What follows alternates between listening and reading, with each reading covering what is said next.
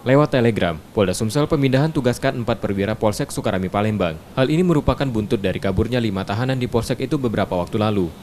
Keempat perwira itu adalah Kapolsek Sukarami, yang dimutasi sebagai Pamen Ditbimnas Polda Sumsel, Kanit Reskrim dimutasi sebagai Pama Polres Muratara, Kanit Sabara sebagai Pama Polres 4 Lawang, Panit 1 Unit Reskrim sebagai Pama Polres Oku Selatan. Kabid Humas Polda Sumsel menegaskan, pemindahan tugas ini sebagai sanksi disiplin sesuai aturan di lingkungan polisi, yang anggotanya dianggap lalai dalam tugas.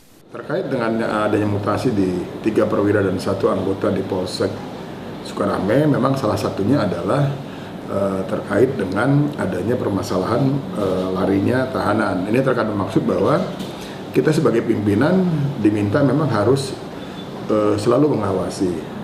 Kenapa? Karena kita punya jabatan, kita punya tanda kewenangan di sebelah kanan ini adalah tanda kewenangan kita. Maksudnya kita diberikan tugas untuk melakukan pengawasan khususnya, apalagi untuk di Polsek misalnya.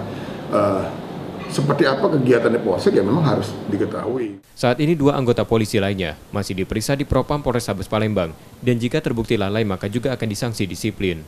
Sebelumnya kelima tahanan Polsek Sukarami Palembang kabur dengan menjebol plafon ruang tahanan, menggunakan gergaji yang didapat dari istri salah satu tahanan saat membesuk pada 8 Juli lalu. 2 tahanan berhasil ditangkap kembali, sementara 3 lainnya masih dalam pengejaran. Reski Oktora, Muklas Diferensial, Trivida, Kompas TV, Palembang.